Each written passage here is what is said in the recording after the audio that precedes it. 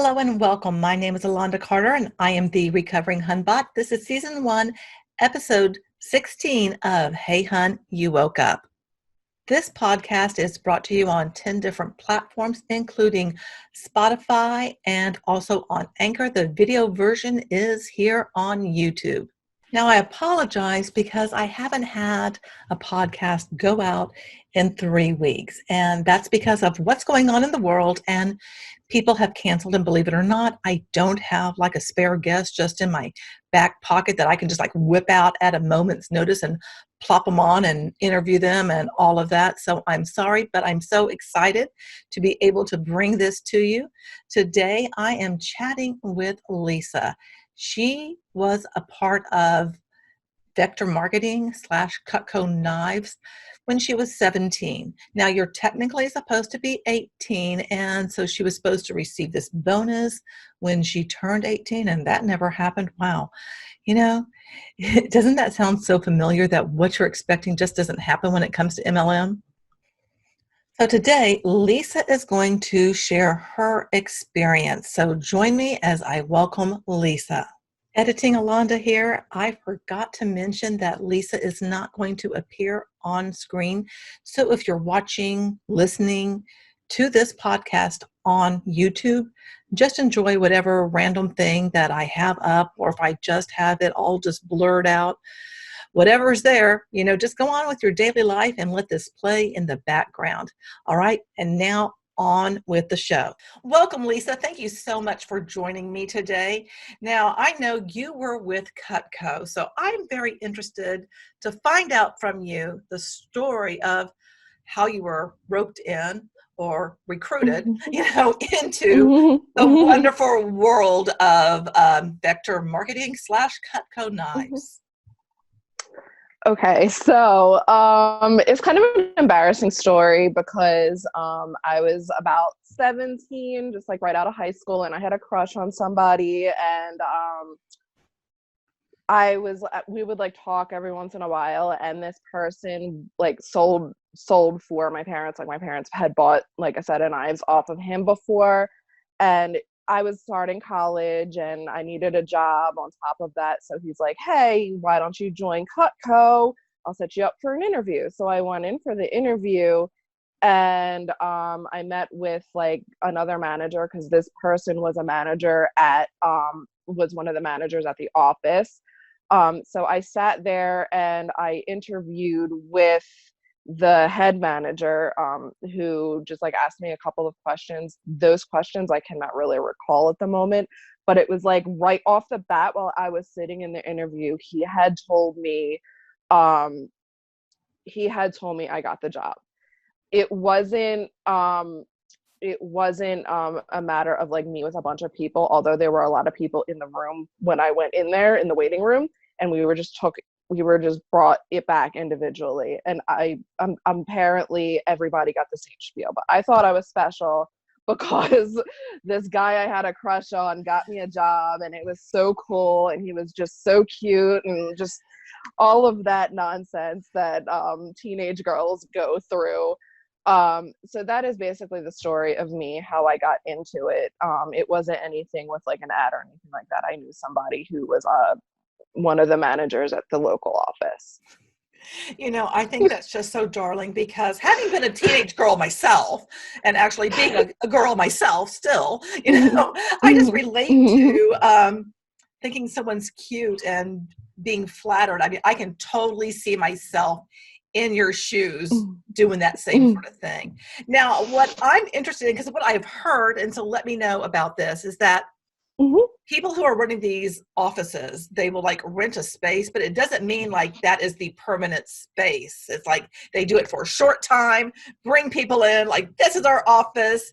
And so you think it's all on the up and up, but the reality is it's kind of on the shady side. Can you speak to any of that?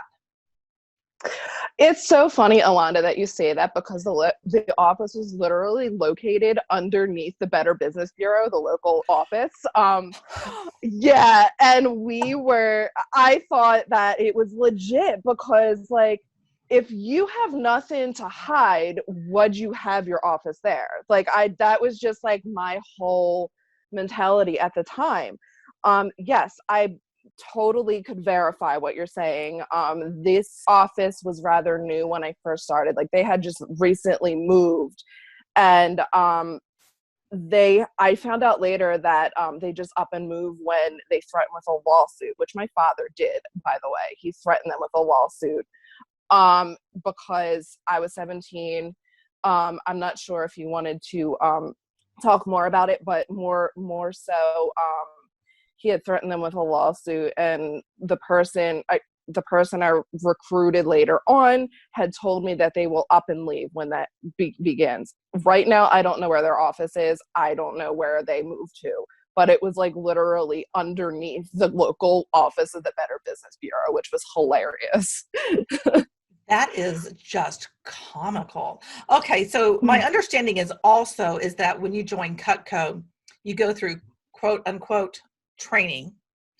Mm-hmm. Now, I've seen conflicting things where you have to buy the knives and other ones where they'll give you knives so that you can go out. But I do know you need to, like, basically the concept is talk to your family and friends and sell knives to your family and friends and make appointments and drive all over town and do demonstrations and all of that. So tell me about what you were told that you would be doing in terms of how you were going to be able to do the demonstrations. Okay, so right after I got hired, it was like literally the next day or like the next week. I can't exactly remember the whole time frame of that. But we were sat through a training and we were taught the demonstration. That was like the first day. Like, you will be selling knives. There will be no like telemarketing. There will be no cold calling. You don't seek out people to call. Like, you don't go open a phone book. We were actually forbidden to go look in a phone book and just call random people. And that was like the first day. The second day, we were told that we were to deposit, like, it was like around the range of like $130 to $150. I can't remember an exact price. And you will get a demonstration set, which was like the basic set of like what you hear about: the scissors you got to cut the penny with, the spatula spreader, a bunch of different various bread knives, serrated knives, yada yada yada. That was where the lawsuit threat happened with my father, because he had paid for it because he wanted his daughter to succeed, and he wanted his daughter to have a job and have like experience somehow. And I thought this was a good opportunity for me to grow and me to develop some kind of skill set that I could potentially carry with me. So that was the second day. Like, he wrote out a check. I gave the check. I got the knives. Like, the third day, the knives were given to us. On day 4, I think it was, where we were told to like go and call our family and friends. I went to my neighbors. I did my whole family, all my cousins, all my aunts, all my neighbors, my sister's now ex-boyfriend, but boyfriend at the time, his family, like just everybody I could possibly know.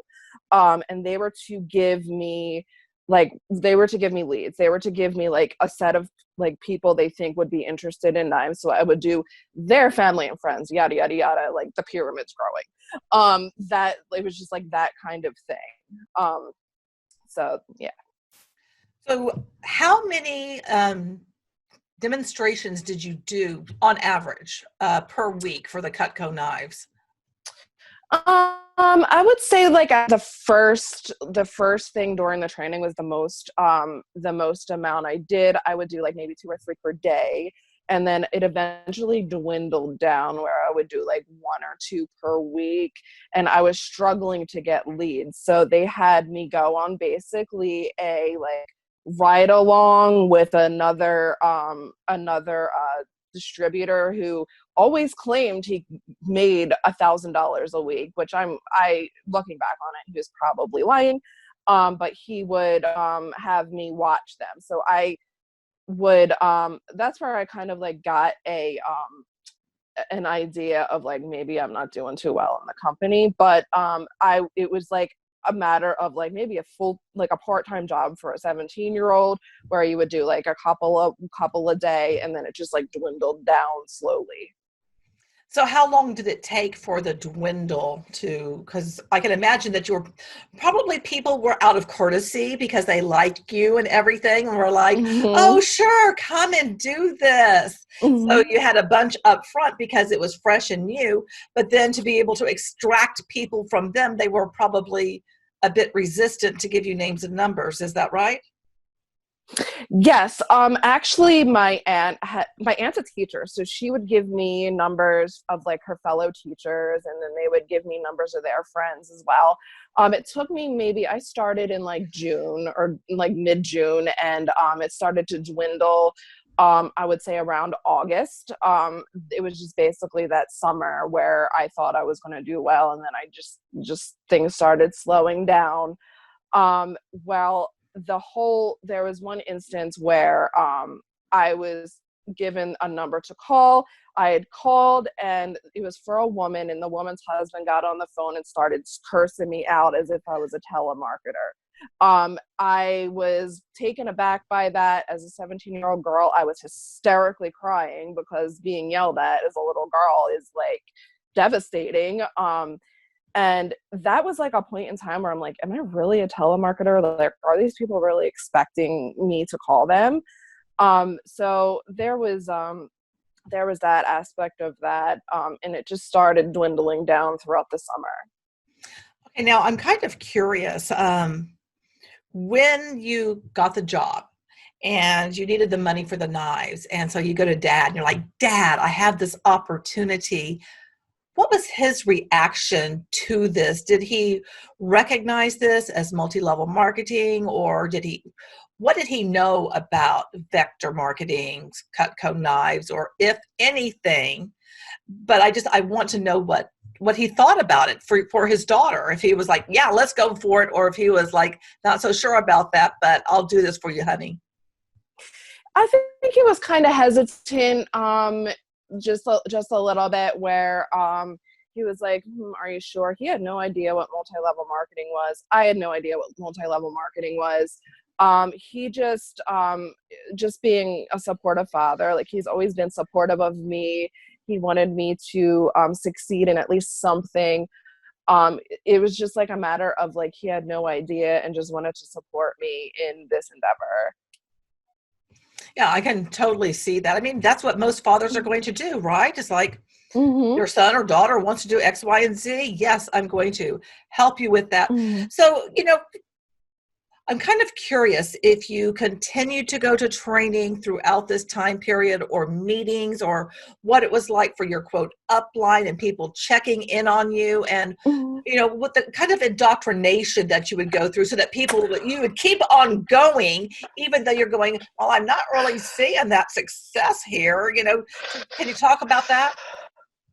Okay. So it's funny that you mentioned that because I had forgotten about this. You you went through the training, and you had to go to like meetings. I think it was either once every Tuesday or once every Tuesday and Thursday, but it was like really late at night. It was from like 9 p.m. to 11 p.m.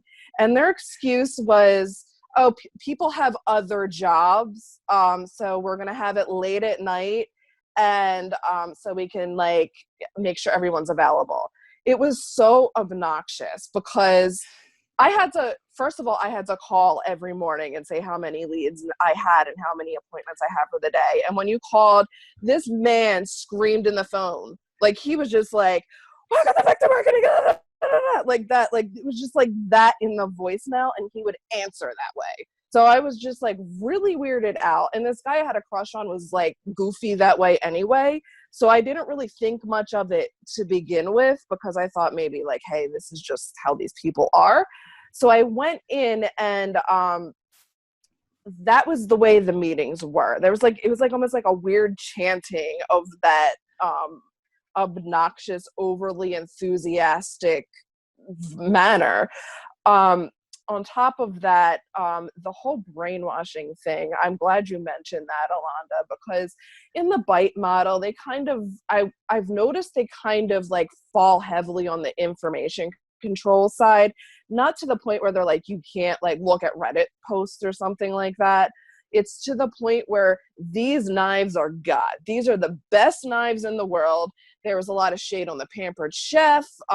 Henkel's, they would always bust on the Pampered Chef like all the time. It was like a running joke at these meetings. Like, these guys suck. We're better. And thinking back on it, I'm not surprised, because I could see how they could be like kind of rivals in the MLM community. So there was that. I was convinced these were the best knives in the world. They were just like God's grace to the kitchen. Like I mean, I was told to basically say that to my leads, like, these are the best knives in the world. They were dishwasher safe. I would go through that pitch, and like, I remember like one time, it was like one of my last demonstrations, this lady pulls out a knife that got melted in her dishwasher. So that was kind of like my wait a second, maybe I'm in a cult moment. Back then I didn't think it was, but now that I've studied cults, and I've studied social psychology as a major in psychology, that was kind of like, maybe I was waking up from being brainwashed at that moment.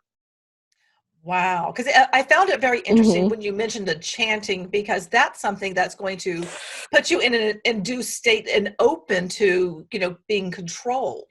And so, I mean, this is something that I've seen in a number of different MLMs. So it's interesting that they use that.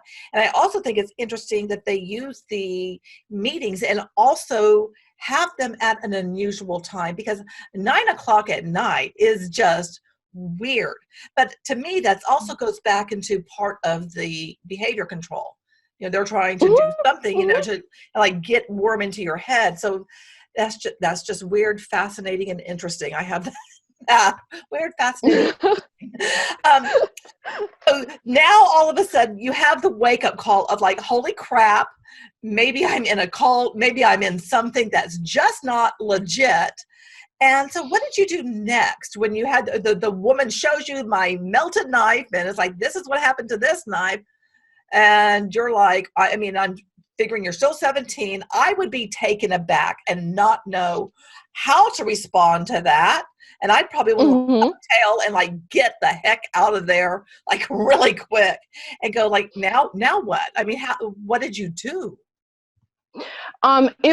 This person was a friend of my father's girlfriend at the time. So my parents were divorced, and my father was dating somebody for a while, and her friend was like a recruit or something, like not a recruit, excuse me, a lead of mine. So she was known to love CutCo. She loved their knives. And I was like, they're dishwasher safe. And then she whips out this half melted knife. And I was like, maybe you should talk to corporate, because I think that might be a dud or something like that, because I was totally convinced these were the best knives in the world. We were actually taught like, if you were cutting a knife, like cutting meat a certain way, it can't be this way. It has to be like you press down and do that when you're cutting meat. And it was like, maybe you cut it wrong, maybe you're cutting meat wrong and it broke. Like, I had every excuse in the book that these are the best knives in the world, and you can't question me because this is the truth, because it came from the source. But mine was like, maybe you should like get a return or something like that, because maybe you got like a bad knife or something. Now, were these knives guaranteed for life? For the most part, I think, from what I remember, like, you had that lifetime guarantee where you could send them back and get like a replacement knife just in case something were to happen. There was also a system where you could send the knives out to their corporate company in Ole, New York, to get them sharpened as well. So that was like, I think, running from the same kind of office where you could just like get a return or something like that. What this woman did, I have no idea. That was just my suggestion at the time, because like you said, I was just like taken aback by it, and I was thrown on the hot seat. And as like a 17-year-old, I had no idea like what to say. I was like, oh, you probably just got like the run of the litter or something like that. Yeah, I mean, I would be like, WTF, in my head, what do I do now? I mean, that's no matter the age, but especially as a 17-year-old. And, vector marketing, CutCo Knives, they have, I guess, a habit of going after people who have just graduated from high school and college kids. And when you look on their website, because I have fairly recently, and on the surface, it looks like, oh, I can see some good skills. It looks, legit, so to speak. Mm-hmm. But knowing what I know Mm-hmm. about multi-level marketing, I know when you peel back those layers of that onion, it's like, it's not what it presents itself as. So now there you are going, holy crap, I guess you got a dud. And you leave. And you're thinking in your head, kind of wondering about this. What was your next step? What did you do? Did you contact somebody from CutCo? Did you talk to your dad? Did you do all the above? But kind of like, where did you go in your mind next? I had talked to the office manager, which I guess the management could be considered an upline. I'm not sure exactly if what your understanding is of like how the upline quote unquote would work, but they do have like at least three in mind, managers that worked at this office and ran the office and whatnot. And they had to rank a certain sale to get that. So if you have good sales, you become these people. So I had talked to the main office manager about it, and he's like, oh, just have her send it back and get a new one. It's probably a dud. My father was there to personally witness this. So he was like on the same line as that. So I was just like, maybe these aren't the best knives in the world after all. Okay, now you did mention about the structure because, when I hear manager, because there are office managers, I mean, gosh, I can Mm-hmm. think of several places where I've worked, small businesses that had an office manager, but it was a legit office manager. Whereas when it comes to vector marketing, I think that's just like a rank title, like it is for any MLM. Like in Mm-hmm. Beachbody, Mm-hmm. when you're a diamond coach, like that has a particular meaning. So what Mm-hmm. are these levels? What are these ranks within vector marketing / CutCo? From what I believe, I don't know what exactly they're called, but from what my experience is, like what I was just like basically a distributor or consultant. And if I sold, I can't put like a number on it, but like if I sold like a certain amount of the whole kitchen set, which at the time was $600, to a certain amount of people, I would get like basically promoted to like this manager, like an assistant manager position. And then you still go out in the field and like sell knives as a manager, like an assistant manager. So if you do even better, you become the head of these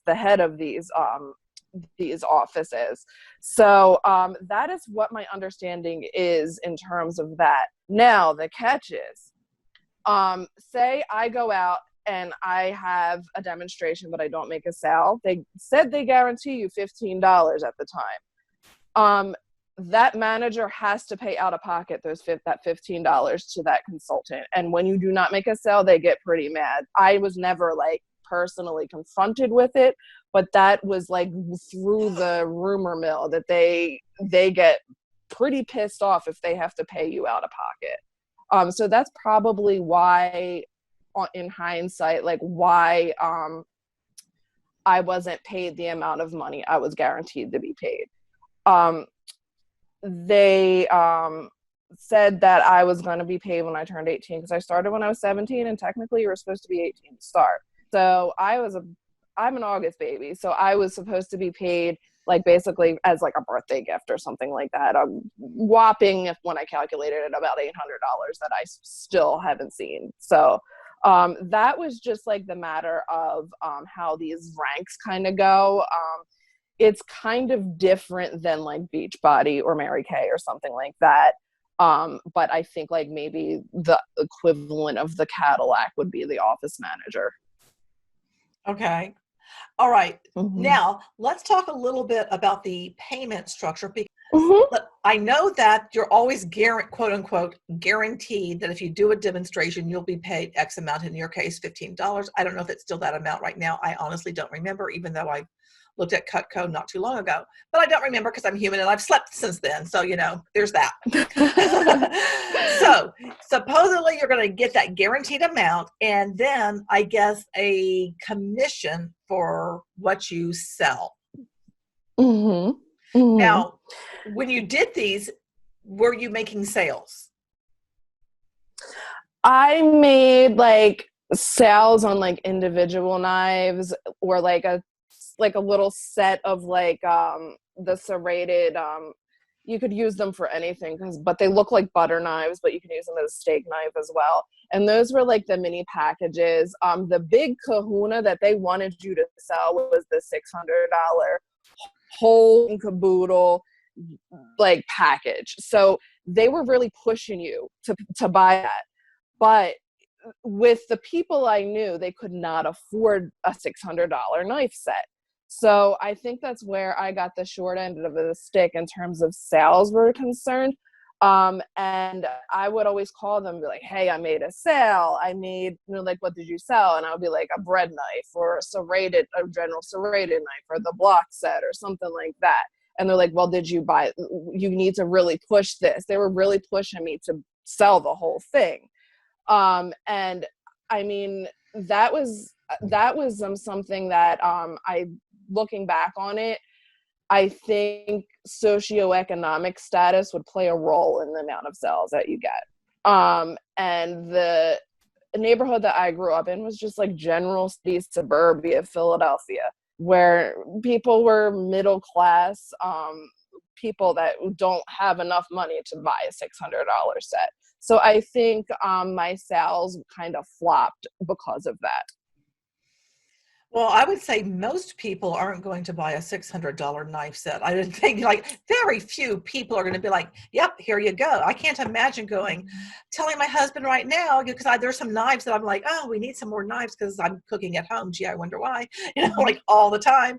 And I'm like, need some more knives, but I would never be like, yeah, let's get $600 worth of knives. I mean, I can't, and even if we were making a lot more money, I still think would go like, I don't know if I want to spend $600 on knives because that's just a lot of money for knives, And I'm sure that there are some people. So what I'm saying to you is, because this is what I have found, is that oftentimes we blame ourselves for our failure. Like, well, it's because of this. And in your case, you're saying, well, it's because of they were middle class, so they weren't going to do that. So like you're taking on that blame. And it's really, it's the system, not any of that. I mean, again, it goes back to who in the world, for the most part, is going to spend $600 on a knife set. I mean, that's just unrealistic, Yeah, exactly. And now I'm hearing that since 2003, that knife set has gone up to $1,000. So I'm like, Jesus. Yeah, when I say the prices, this is 2003 prices, so they could have gone up since then. So I was hearing that that particular knife set had gone up to $1,000. Wow, $1,000 for knives. Now myself, where I get my knives? Gee, Marshalls, TJ Maxx, I mean, you can go pick up some good stuff there and not pay full price, just saying, you don't need, CutCos. Now, my college best friend, she has always spoken so highly of CutCo. I don't know if she ever sold it or not, but I can remember hearing about it way back then, and I had no idea that it was multi-level marketing. And so whenever I'd go to like Bed Bath & Beyond, or, I was always looking for these CutCo knives and could never find them. And I would like, well, where do you get these things? So I think it's really comical now that I know exactly what they are. So, okay. So you did get some paychecks, right? I did get something. How much on average was your paycheck? I would get like $10 here. I think the most I got was maybe like a $50 paycheck. They were very small increments. I didn't get paid much at all. And I don't remember exactly where that was from. And I'm sitting here still doing this whole self-blame thing where I'm like, maybe it's maybe that was what the commissions were or something like that. And that's how much I actually made, or I'm miscalculating something. But my total calculations were I'm like owed like $800 from them. That's just terrible. Now, when you were making your calculations, were you keeping track of the expenses that you incurred? So what were the expenses you incurred while you were, shilling knives? So what they made us do is, on top of that, you were to get like a rope, because that was supposed to kind of like represent the fibers of like a steak, for example, and a piece of leather, which was I forget what different kind of meat that would be, maybe like chicken or something like that. And you were supposed to have a penny. You were supposed to cut the penny with the shearing scissors or something like that, which I could never do. You're supposed to get like some type of vegetable, like carrots or celery. I would always carry like that kind of thing with me, and an apple and an orange. So that was basically the expenses. My poor father would always drive me to these appointments. The person that would refer me would always make sure that it was either in walking distance or I could take public transportation, that like those kind of things. So I would end up taking like buses or something like that, which my father would give me like passes for the buses and the trolley, and well, we have a trolley near us, and the train and things like that. It was just I would say like maybe a good like shooting out there like $100 something, $200 something A week, a in month? expenses just for the whole summer. For the whole summer.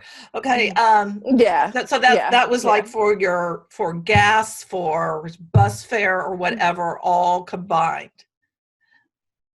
Because your father's gas wasn't free either, right? No, nothing was free. You were on your own in terms of like getting to the appointments. Like you were on your own. You had to pay for your own gas. If you had a car, you owned your own car and paid for your car insurance. I'm not exactly sure. On top of the $200, I would say like maybe that would be a little bit more than that, just because I wasn't sure how much my father paid in gas and whatnot. But I would say like the expenses were probably more than $200. And well, also, what about the amount of time that you spent like calling people up? Because that's an expense too. I would spend a good so I would wake up in the morning, call them, tell them how many people I have for the day, and then I would get to calling my leads. And I would have like maybe in the beginning like a good 5 or 6 leads or something like that, and I would call them, and I would spend maybe like depending on how long these people talked, maybe like 1 to 2 hours a day calling these people, and then I would go out and do my sales. Okay. So yeah, I mean, that's a significant amount of time not to be getting anything in return, I think, probably somewhere between 10 to 15 hours a week that you're doing that, just making calls. I also want to add too that these trainings were not paid at all. Like we were not paid a single dime on that. Did you have to pay to go to the trainings? No, I did not. And if you take away the expenses for traveling there, we did not have to pay to go to the trainings. We just needed to put that security deposit down for the knife set that we were guaranteed to get back if we were to leave. And that didn't happen. But we didn't have to pay for it. But like you said, like the time and energy that I could be spending at a legitimate job, that was something to pay as well. Yeah, definitely. So what happened when you were finally like, you know what, I'm done, I'm washing my hands of this? What led to that? What's that story? After after the whole knife incident where the person's knife melted, I had started school the next day, my first day at college. I had met people at college, and then I got somebody asked me, like, do you know anybody that's hiring? So I referred this person under me, which, by the way, we were supposed to get like $15 if we recruited people for each person. So he had gone to this interview, talked to his dad about it, and his dad was like, yo, this is a scam. You need to look this up. This is a scam. They won't give you back the money for whatever, for the security deposit. And if you threaten with a lawsuit, they'll pack up and leave. So that was basically my another wake up moment, where I actually went home and looked it up, and I found Reddit. Reddit was a thing back then. That r/anti-mlm thread wasn't there, but there was a lot of like anti-CutCo experiences that I read through, and they sounded so similar to mine, where I'm like, okay, yeah, you're right. I'm gonna tomorrow. So I called this office manager and said, hey, I'm not doing this anymore. I quit. I just feel as if I'm being taken advantage of. I straight up read on Google that you were a scam. And he's like, we're not a scam. What are you talking about? Like, he was trying to really keep me in. And he's like, you just got to work hard enough. You're not working hard enough. You're doing really part-time work right here. Sounds familiar. And I was like, no, I'm going to work on my studies. My dad's coming back. He's going to turn in the kit and get the money back.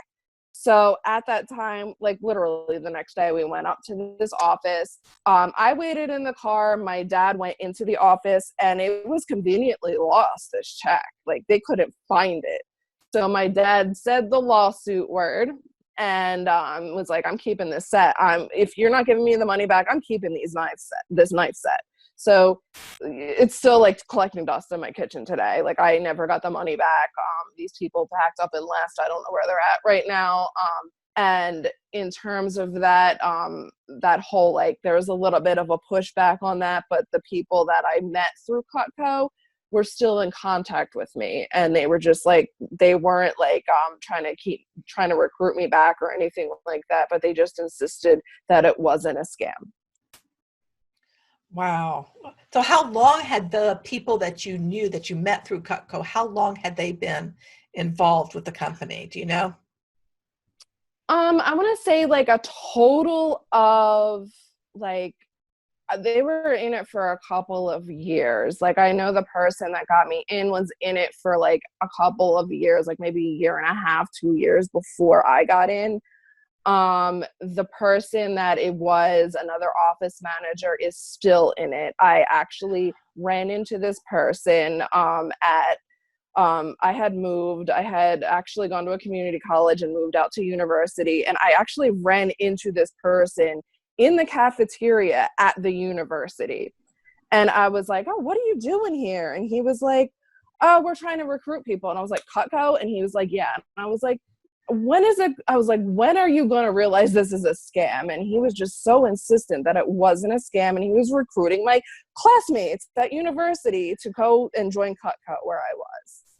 You know, okay, I have said this on my channel, and I'll say it again here. You know, when I was a Beachbody Hun, the university for my undergrad where I went to, I mean, it's not that far from me. And I went to a health fair, and there I am with my Beachbody BS. It's like, oh, when are colleges and universities going to wake up and realize? But the thing is, I think most people don't know what if I can talk, multi-level marketing is, nor do they know the companies associated with it.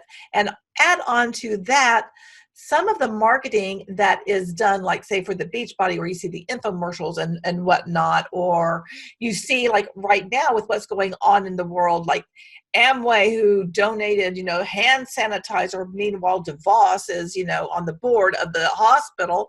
I mean, there's all of this stuff going on, but people in general are a bit clueless, including colleges and universities, anybody working there. But, I think it would be so great, and I don't know how this would happen, if there was some sort of, I guess, the governing body over colleges and universities, I don't know what it's called, if they banned multi-level marketing companies from recruiting, because they're not going to offer anything to the students, and people are just going to be roped into something where they can potentially lose thousands of dollars. So did you see any of your classmates, join CutCo? I didn't. The encounter was like me leaving the cafeteria and I like almost like bumped into him. I didn't see any of my classmates per se like join or anything like that. If I had seen one of my friends do it, I would sit there and tell them what my experience was. This particular person that I had run into actually messaged me on Facebook like later on that day asking me for topless pictures, by the way. Oh my God. So I would be like, that person just asked me for nudes. Here's the receipts. Yeah. That's what I would do, like to kind of like keep them steer clear away from it. I would tell them my experience. I would tell them the predatory nature of it. And I would actually bring up that whole bite model thing because as a psychology major, we were taught the bite model. So in social psychology. So if my classmates were in like a class or something with me, I would show them the science behind the whole recruitment thing. And I think that would really help them like steer away from that kind of thing. But to answer your question, no, I did not see anybody join CutCo. Well, so when you took social psychology, I'm so glad that you were taught the bite model in it. That's fantastic. When you were taking this course, did any part of you go, and recognize yourself as having been through, thought reform and, how the bite model fit your experience? No, it's the weirdest thing. Like we were studying like the famous cults like Jonestown and like Warren Jeffs and like everybody, the famous ones, and we were applying the bite model to that.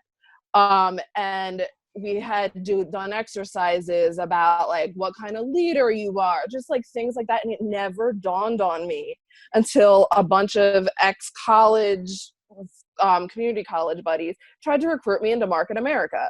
And I sat down there and I put them on blast. I was like, you guys are deceptive. You guys are trying to brainwash me. They tried to tell me that Market America wasn't an MLM and why. And I was like, if you got to tell me something isn't an MLM without me asking, it's an MLM. You're BSing me. So I felt like that bite model, learning that bite model really helped me protect myself from getting recruited into other MLMs. Yeah, definitely. Now, Market America, that's one that my friend, subscriber, and patron Dave, I think he has asked me to look into that one, and I'm not that familiar with it. So can you give me a little like backstory of what the heck is Market America? For the most part, it seems like rebranded Amway. And when I did some deep diving into it, I forget the man's name that founded it, but he was a former Amway representative or something like that. It's like basically they sell, they have like a website where you purchase like basically bandwidth. It was called shop.com. And it was like basically the Amway thing, like where you can buy anything on it, like from big screen TVs to shampoo, to vitamin supplements to lipstick. And what that was, it just seemed like rebranded Amway to me. I had gotten a friend to that called me and like, hey, you want to see this business opportunity? And to be honest with you, at the time I had no idea what an MLM was until they tried to explain why they're not an MLM. And it kind of backfired on me because I became anti-MLM because of them. I totally attribute it to shop.com, that I am anti-MLM and it's so predatory. And what year was that? 2015, I had just started grad school. And they were really pushing me to like basically skip my classes. And in grad school, I cannot skip classes. If I skip like more than one class, I failed the class. And I was very serious about my schooling. I'm currently a therapist right now, and I was training to be one at the time. And it was like a college buddy that had sat there, and it was just like this information over and over and over again. And I was getting annoyed because they weren't telling me what the hell the business was. And I was like, what is this business? You got to tell me what the business is. Like it was just getting annoying. And they swayed me a little bit. I'm not going to lie. Like, they swayed me, to go to a meeting at a hotel locally. The person that was recruiting me actually paid for it, so I didn't actually have to pay money out of pocket to see it. But I was like sitting here, and I'm like, this is behavior control, information control, thought control. I'm like, you guys sound like CutCo. You're telling me you are different than CutCo, but you sound like CutCo in terms of the whole scamminess. So that's where I kind of like put two and two together, because yeah, there's two different ways to approach the business model, but that doesn't mean Market America isn't an MLM and shop.com isn't an MLM and CutCo is. Because they would always like, this isn't CutCo. I know you failed in CutCo, but you can do better here. You can make more money here. And I just felt like taking that class really put that foot down and got me more confident to say, absolutely no. And I sat there with the person that was trying to recruit me, and I just told him off. Like, I was just like, you are trying to tell me something isn't something that it is, and you are BSing me, because that's one of the number one ways of deception. It was just like, I just felt, I just saw right through it. I just saw right through the BS. On top of that, my brother has a degree in finance and was in Visalis for a little bit. So he was like warning me about it. So he was like, if something isn't an MLM and they say it's not an MLM, it's an MLM. So he was in an MLM too. Mm-hmm. You know, it's my sister was a Mary Kay too. Oh, holy crap! You know. I mean, I talked to my friend Monica. I don't know if you subscribe to her channel or not. But yeah. Okay. Oh yeah, I love her. Yeah. She and we send voice clips to each other all day. It's like, you know, that's what we do. It's like, that's how we maintain contact. But I'm so glad you love her, because I do too, obviously. But I mean, you know, when we're talking to each other, I'm like, you know, I swear anybody you talk to, if you keep on just digging into it, they're going to end up being connected to an MLM in some way. And here you are, a prime example, yourself, your brother, your sister. Anybody and everybody is susceptible to being sucked into the illusion that you are going to have success. And then there's the reality of not so much, you know. So I find this very interesting. So is your sister still in Mary Kay? Oh, no. Heck no. She still has a lot of her inventory that she just basically gives away as Christmas presents. She gave me the makeup brushes that when I use them, they all all over my face. It was just like really bad products. I just like, I mean, there was that aspect, and of course her sales weren't working out, so she was just like basically stuck in with this big closet of Mary Kay products. I don't know how much product she still has left, but she just keeps giving them away as Christmas presents. As sad as that sounds, she's just trying to like make her money's worth out of it anyway, even if she has to give them as gifts. As far as my brother is concerned, he is no longer in Visalis. He was only in it for a little bit, and he just straight up and quit. And I can't. I feel like I can't bring that up to him because it's kind of like embarrassing to him. But I feel like that at the same time, that my little hunch is that it inspired him to get his finance degree. Well, good for him. I'm glad to hear that. Yes. You know, anything but MLM. You know, nobody needs that at all, ever. And yet, so many of us have said yes, because it sounds so good at the time. The way they pitch things, it just it does. I mean, even now when I hear some things, or if I'm reading through some stuff, I'm like, oh, this look. I mean, I know better, of course, but just on the surface, again, it looks like, oh, this could work. Yeah, this but the reality is, no, it's not going to work. Yeah, and it's also like, interesting to think about that and compare it to other cults where things look good on the surface, and once you're in it, like things could, it's like almost like a bait and switch with that love Yeah. bombing and things like that, where I could see, it's like I feel like my eyes have just opened up in terms of social groups and how people interact, not only with these MLM experiences. I just always just have so much great gratuity for this class I took. It was just like a BS class that I needed for extra credits to live on campus. And it was like such a miracle for me to learn all of this stuff and be able to apply it in my real life. Yeah, absolutely. I think a lot of the stuff that people learn in social psychology, everybody should learn. That was never an option when I was an undergrad. There was never a social psychology course. I'm sure I would have taken it because I took a lot of psych. I was a sociology major. But it's very interesting looking at, because I like lifting the hood and looking at the nuances of if I can talk, why are people behaving the way they do? What's causing the behavior? What's going on here? Because to me, a lot of it results into that something is causing it. It's not the people themselves that just start acting like jankholes, on social media. There's something that's going on that's causing that in them. So I really want to thank you for your time. And I don't want to keep you too much more. So we'll wrap this up, and then we can talk a little bit. But I definitely would love to have you back on, because I would love to go more into the psychological aspects, because to me, that's where the rubber meets the road.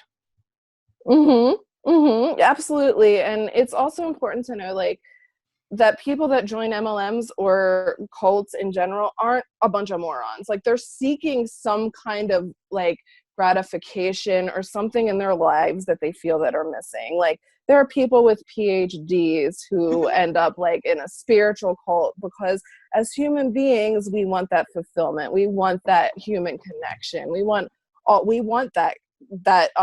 that part of our lives. So I feel like that would possibly be one of the reasons why people would join these MLMs, just because they want that human connection. They want to actually be these icons that are shown and these examples that are shown at these conferences, that this person became a millionaire, like they had to quit their job, like that kind of thing, when it's all a show. These people are actors. These people that are claiming that are to be millionaires, they're actors. And it's important to know that, because they're the ones being paid by the CEOs and things like that, and the corporate management individuals to portray this message. And it's not these people that started from the bottom and now they're here. It's all a bunch of show. It's so that everybody else will think they too can do all of that. Yeah. And so everything that you just said, I'd love to go into that deeper at another time. So maybe we can set up something for a few more weeks, because there's so much I can talk to you about this, because there's, again, it's that onion. You just keep on peeling back those layers, and it's very deep. And so much of it is also ingrained in our culture, the American dream and everything that we think about. And we created this, the US created this structure, and now it's this poison throughout the world. Thank you, Lisa, so very much for joining me. And, to me, there's something that's a little bit extra insidious when it comes to vector marketing / CutCo Knives, because they're going after people who have just graduated high school or who are in college, people who are just beginning their lives. And that's why it's important for us to share our stories, a story like Lisa's, because, on the surface, it might sound like a really good idea, but when you kind of get into it, it ends up typically being less than stellar. Now, I was really surprised when she ran into someone who's still shilling, CutCo Knives and going to a university to recruit, because it's like, I hear that and I just have to think, someone who has been in the game for, I guess, several years, or long enough. I mean, I think it was what, 10 years? That's a pretty long time because they're going to be mentally altered because they're undergoing thought reform and indoctrination throughout all of this. And when you just start, I mean, you have no idea that this is happening to you. And because of cognitive dissonance, you're not going to be able to see that what you're doing is harmful because you have a particular belief system. And your belief system is that the fairy tale that MLM tells you that you can have success, anyone can do it, becomes so strong you can't see the harm that it is doing. The system is flawed, not the people who join. The people who join, the Huns, they become just the symptom of the overall problem of multi-level marketing. Now, it's really hard, in my opinion, to wake up and realize what you've been doing is deceitful. Because again, it goes back to cognitive dissonance. You have that belief system that this is a great opportunity. So for you to then be able to say that this opportunity is harmful, that's really hard to reconcile, especially if you've been in it really deep for a real long time. Like myself, I was in it for a number of years, but I had stepped back. So I think that's probably what helped me be able to see things for what they really were, because I wasn't heavily involved in it. Now, in my opinion, being aggressive against anyone who is thinking of joining an MLM or as part of an MLM is really not going to be helpful. And you might think that it is, but you got to think about this. It goes back to cognitive dissonance. They have a belief system. And when you have a belief system, you're going to do whatever you can to make sure that belief system holds true. So instead of realizing like what you say when you come at them and say, oh, that's a pyramid scheme or that's a scam, you're scamming people, anything like that, and exposing them on social media, people just like you and me, they're going to dig their heels in deeper because they have to prove to themselves and keep that story true and accurate that they have in their head that this is a great opportunity. They're not able to just on a dime see, oh, this is problematic. That's not the way that humans operate. And when you attack someone, you become labeled as the problem and they will turn away from you. So really, as much as people may think they're helping when they do that, they're really not, because it's human nature to then just go like, oh, okay, so I've got to keep this belief system true. So that means I just have to work harder, which is what you're taught when you're in an MLM. And if we want there to be a change, what I suggest is to approach people with understanding, love, and compassion, just like how you would want someone to approach you with something. And remember, change starts now.